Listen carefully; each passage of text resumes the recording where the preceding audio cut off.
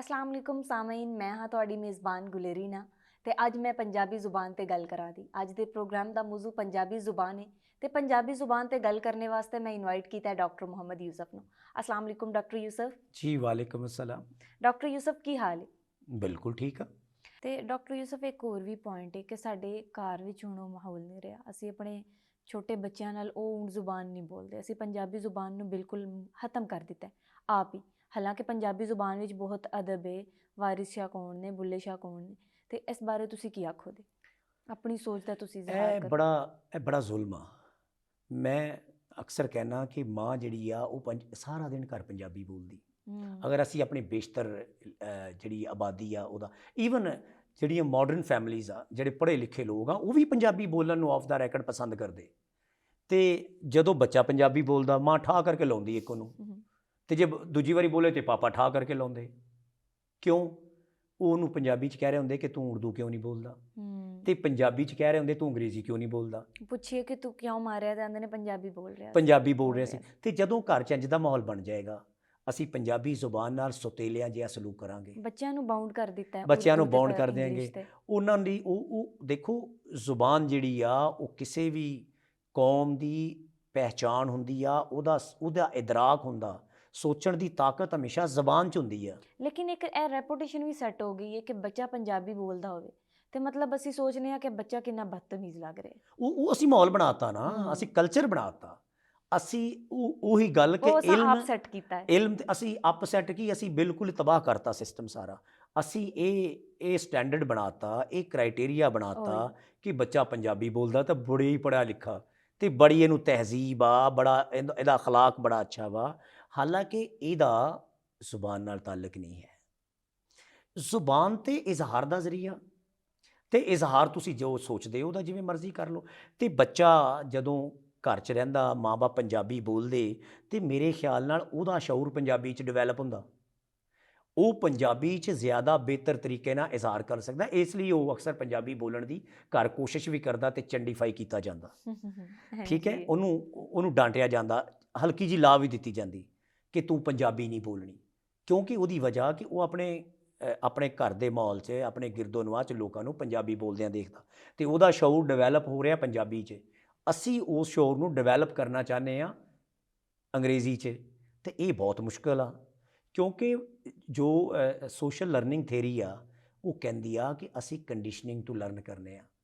ਅਸੀਂ ਜੋ ਮਾਹੌਲ 'ਚ ਦੇਖਨੇ ਆ ਉਹਨੂੰ ਕਾਪੀ ਕਰਨੇ ਆ, ਤੇ ਫਿਰ ਉਹਦੇ ਤੋਂ ਅਸੀਂ ਲਰਨ ਕਰਨੇ ਆ। ਤੇ ਬੱਚਾ ਜੋ ਛੋਟਾ ਸਾ ਹੈ ਉਹ ਤੋਂ ਆਪਣੇ ਮਾਹੌਲ ਤੋਂ ਲਰਨ ਕਰ ਰਿਹਾ ਹੁੰਦਾ, ਉਹਦੇ ਗਿਰਦੋ ਨਵਾਹ 'ਚ ਜੋ ਹੋ ਰਿਹਾ ਹੁੰਦਾ ਉਹ ਉਹਦੇ ਤੋਂ ਸਿੱਖ ਰਿਹਾ ਹੁੰਦਾ।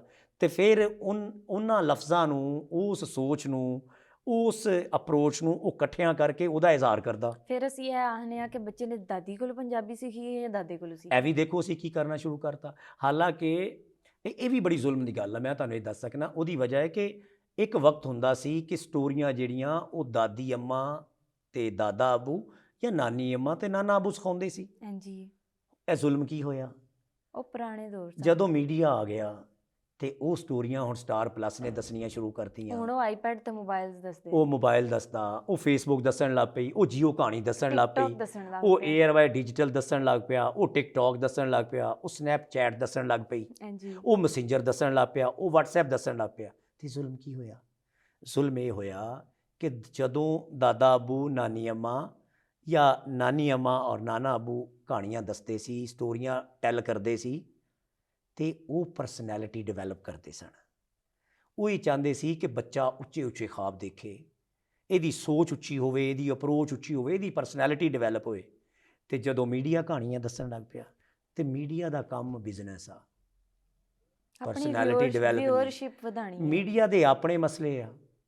ਮੀਡੀਆ ਨੇ ਤੁਹਾਡੇ ਕੋਲੋਂ ਪੈਸਾ ਕਮਾਉਣਾ, ਮੀਡੀਆ ਨੇ ਤੁਹਾਡੀ ਪਰਸਨੈਲਿਟੀ ਡਿਵੈਲਪਮੈਂਟ 'ਤੇ ਓਨਾ ਇੰਟਰਸਟ ਨਹੀਂ ਕਰਨਾ ਜਿੰਨਾ ਨਾਨੀ ਅੰਮਾ ਤੇ ਦਾਦੀ ਅੰਮਾ ਕਰਦੀ ਸੀ। ਅਸੀਂ ਕੀ ਕੀਤਾ? ਅਸੀਂ ਇੱਕ ਗੈਪ ਕ੍ਰੀਏਟ ਕਰਤਾ। ਅਸੀਂ ਇੱਕ ਮਾਸੂਮ ਜਿਹਾ ਦਿਮਾਗ ਜਿਹੜਾ ਉਹ ਮੀਡੀਆ ਦੇ ਹਵਾਲੇ ਕਰਤਾ।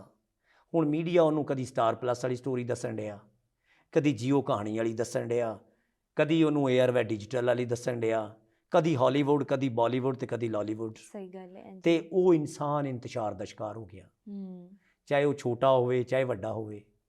ਇਹ ਜਦੋਂ ਸਟੋਰੀਆਂ ਅਸੀਂ ਬਜ਼ੁਰਗਾਂ ਕੋਲ ਨਹੀਂ ਸੁਣਾਂਗੇ ਜਿਹੜੇ ਵੱਡੇ ਵੱਡੇ ਲੋਕ ਸੀ ਜਿਨ੍ਹਾਂ ਨੂੰ ਸਾਡੇ ਕਲਚਰ ਦਾ ਪਤਾ ਸੀ, ਸਾਡੀ ਤਹਿਜ਼ੀਬ ਦਾ ਪਤਾ ਸੀ ਕਿ ਤੇ ਸਾਨੂੰ ਕਿੰਜ ਲੈ ਕੇ ਚੱਲਣਾ, ਕਿੰਜ ਲੈ ਸਾਨੂੰ ਕੇ ਪਤਾ ਚੱਲਣਾ, ਸ਼ਖਸੀਅਤ ਪ੍ਰਵਾਨ ਕਿਵੇਂ ਚੜ੍ਹਨੀ, ਇਦਰਾਕ ਕਿਵੇਂ ਡਿਵੈਲਪ ਹੋਣਾ।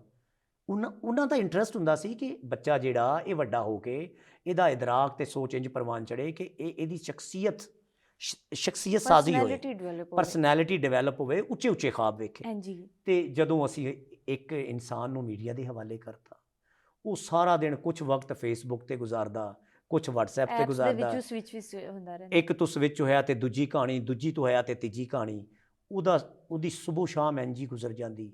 ਉਹਨੂੰ ਕਦੀ ਵਕਤ ਨਹੀਂ ਮਿਲਿਆ ਕਿ ਉਹ ਮਾਂ-ਬਾਪ ਨਾਲ ਬਹਿ ਕੇ ਕਦੀ ਗੁਫ਼ਤਗੂ ਕਰ ਸਕੇ, ਹਾਂਜੀ। ਕਦੀ ਆਪਣੇ ਖਿਆਲਾਤ ਦਾ ਇਜ਼ਹਾਰ ਕਰ ਸਕੇ।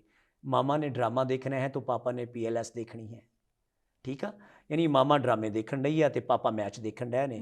ਤੇ ਉਹਨੇ ਕਦੀ ਨਹੀਂ ਪੁੱਛਿਆ ਆਪਣੇ ਬੇਟੇ ਜਾਂ ਬੇਟੀ ਕੋਲੋਂ ਕਿ ਤੇਰੀ ਤਾਲੀਮ ਕਿਵੇਂ ਚੱਲਣ ਡਈ ਆ, ਤੇਰੇ ਦੋਸਤ ਕੌਣ ਆ, ਤੂੰ ਕਿਹਦੇ ਨਾਲ ਗੱਲ ਕਰ ਰਿਹਾ ਜਾਂ ਕਰ ਰਹੀ ਆ। ਗੈਪ ਆ ਗਿਆ, ਇੰਨਾ ਵੱਡਾ ਗੈਪ ਆ ਗਿਆ ਕਿ ਪਤਾ ਹੀ ਨਹੀਂ ਲੱਗਦਾ ਕਿ ਸੈਂਸ ਕਿਵੇਂ ਬਣਾਉਣੀ ਆ।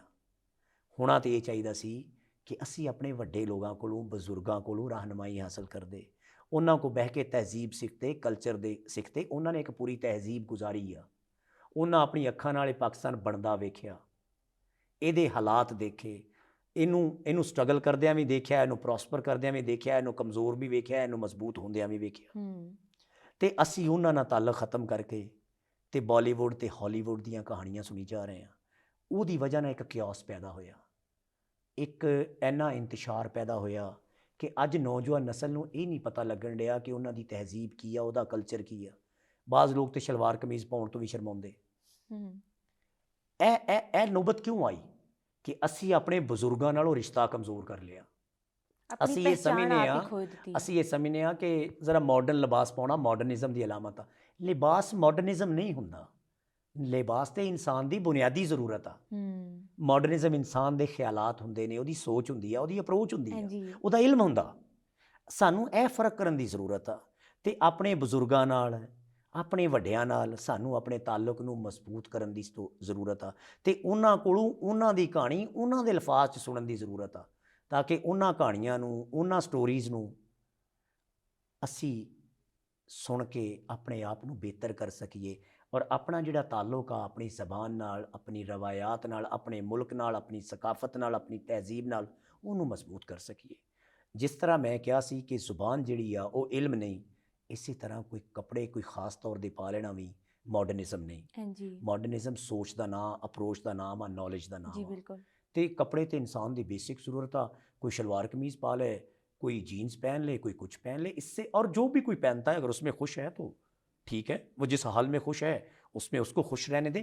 लेकिन जिहड़ी गल मैं करना चाहता सी, जिहड़ा तुसीं सवाल कीता सी, वो कि सानू आपस विच देखो ना, हुण वैलेंटाइन डे साडे कोल आउंदा गुजरदा। मैं कल परसों अपने दोस्तां नाल बैठा, अपने कुलीग्स नाल गल कर रहा सी कि इहदे च साडे जिहड़े स्टूडेंट ने दोवें मेल ते फीमेल, वो बड़े इश्तियाक नाल एक दूजे नूं फुੱਲ पेश करते हैं ਤੇ ਇਹ ਅਕੀਦਤ ਦਾ ਤੇ ਮੁਹੱਬਤ ਦਾ ਇਜ਼ਹਾਰ ਹੈ। ਲੇਕਿਨ ਮੈਂ ਕਹਿਣ ਡਿਆ ਸੀ ਕਿ ਕਦੀ ਬੇਟੇ ਨੇ ਬਾਪ ਨੂੰ ਵੀ ਫੁੱਲ ਪੇਸ਼ ਕੀਤਾ ਤੇ ਕਦੀ ਬੇਟੀ ਨੇ ਮਾਂ ਨੂੰ ਵੀ ਫੁੱਲ ਪੇਸ਼ ਕੀਤਾ। ਕਦੀ ਉਹਨੇ ਕਿਹਾ ਕਿ I love you for the services which you are doing for me. ਕਦੀ ਆਪਣੇ ਬਾਪ ਨੂੰ ਇਹ ਦੱਸਿਆ ਕਿ ਜੋ ਆਪ ਦਿਨ ਰਾਤ ਇੱਕ ਪਸੀਨਾ ਕਰਤੇ हैं मेरे लिए, मेरे मुस्तकबिल के लिए, मैं ਉਹਦੇ ਨਾਲ ਮੁਹੱਬਤ ਕਰਨਾ। ਇਹ ਵੈਲੈਂਟਾਈਨ ਡੇ ਆ, ਮੈਂ ਮੁਹੱਬਤ ਦਾ ਇਜ਼ਹਾਰ ਕਰਦਿਆਂ ਤੁਹਾਨੂੰ ਫੁੱਲ ਪੇਸ਼ ਕਰ ਰਿਹਾ।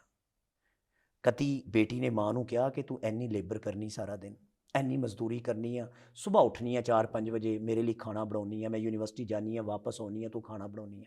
ਇਹ ਮੁਹੱਬਤ ਦਾ ਇਜ਼ਹਾਰ ਹੈ। ਘੱਟ ਹੋ ਗਈ ਹੈ, ਇਹ ਘੱਟ ਹੋ ਗਈ। ਯਾਨੀ ਅਸੀਂ ਉਹਨੂੰ ਇੱਕ ਮਖਸੂਸ ਕਰਤਾ ਕਿ ਇਹ ਜਿਹੜਾ ਅਸੀਂ ਇੱਕ ਕਿਸੇ ਅਜਨਬੀ ਨੂੰ ਇੱਕ ਗੁਲਾਬ ਦਾ ਫੁੱਲ ਪੇਸ਼ ਕਰਨ ਲਈ ਤੜਪਣ ਡਏ ਹਾਂ। ਲੇਕਿਨ ਜਿਹੜੀ ਸਾਡੇ ਆਪਣੇ ਖਾਸ ਰਿਸ਼ਤੇ ਆ, माँ है, बाप है, दादा है, दादी है, नाना है, नानी है, बहन भाई हैं, उनके दरमियान ये अकीदत, ये मुहब्बत ये ख़त्म होती जा रही है। सानू वापस आना चाहिए। ठीक है, तुसी जिन्हों मर्जी फुल पेश करो, लेकिन अपने जिहड़े तुहाडे रिश्ते ने, जिहड़े नाते ने, जिहड़ा ताल्लुक है उन्होंने भी मजबूत करो। तो जिहड़ा इज़हार तुसी बाहर करना चाहते हो एक अजनबी इंसान नाल, उहदा इज़हार तुसी अपने बाप नाल क्यों नहीं करते, बेटी माँ ना क्यों नहीं करती, बहन बहन से क्यों नहीं करती, भाई भाई से क्यों नहीं करता। यह जरूरत है, सानू रीओरीएंट होने की जरूरत आ। तो जिहड़ा साडा फैमिली का स्ट्रक्चर इन्ना खूबसूरत हुंदा सी, वो जिहड़ा वीक हो गया, ਜਿਹੜੇ ਗੈਪ ਆ ਗਏ ਸਾਨੂੰ ਉਹਨੂੰ ਮਜ਼ਬੂਤ ਕਰਨ ਦੀ ਜ਼ਰੂਰਤ ਆ। ਤੇ ਫਿਰ ਤੁਸੀਂ ਦੇਖੋਗੇ ਕਿ ਇਹ ਪੰਜਾਬੀ ਬੋਲਣ ਦੇ ਮਸਲੇ ਵੀ ਹੱਲ ਹੋ ਜਾਣਗੇ, ਕਿਉਂਕਿ ਲੋਕ ਆਪਣੇ ਕਲਚਰ ਦੇ ਕਰੀਬ ਆਉਣਗੇ, ਆਪਣੇ ਅਸਲ ਦੇ ਕਰੀਬ ਆਉਣਗੇ, ਆਪਣੀ ਤਹਿਜ਼ੀਬ ਦੇ ਕੋਲ ਆਉਣਗੇ, ਤੇ ਫਿਰ ਉਹ ਜਿਹੜੀ ਵੀ ਜ਼ੁਬਾਨ ਬੋਲਣਗੇ ਉਹ ਬੱਚਿਆਂ ਨੂੰ ਮਨਾ ਨਹੀਂ ਕਰਨਗੇ। ਹਾਂਜੀ, ਕਿਉਂਕਿ ਉਹਨਾਂ ਨੂੰ ਪਤਾ ਲੱਗੇਗਾ ਕਿ ਜ਼ੁਬਾਨ ਤੇ ਇਜ਼ਹਾਰ ਦਾ ਜ਼ਰੀਆ ਵਾ, ਇਹ ਇਲਮ ਨਹੀਂ ਹੈ। ਬਹੁਤ ਸ਼ੁਕਰੀਆ ਡਾਕਟਰ ਯੂਸਫ। ਮੈਂ ਡਾਕਟਰ ਯੂਸਫ ਦਾ ਸ਼ੁਕਰੀਆ ਅਦਾ ਕਰਨੀ ਆ ਕਿ ਉਹਨਾਂ ਸਾਡੇ ਵਾਸਤੇ ਆਪਣਾ ਕੀਮਤੀ ਵਕਤ ਕੱਢਿਆ।